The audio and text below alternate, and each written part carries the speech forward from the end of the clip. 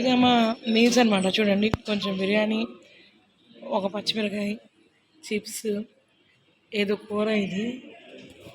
ఇదిగోండి ఇంకో కూర, పెరుగు, ఇది ఇంకో కూర, చట్నీ.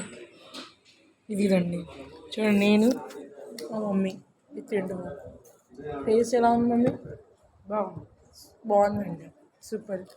చూడండి బాగానే డెకరేట్ చేశారు, టేబుల్ కూడా బాగుంది. ప్రైస్ని తగినట్టు టేస్ట్ అనమాట.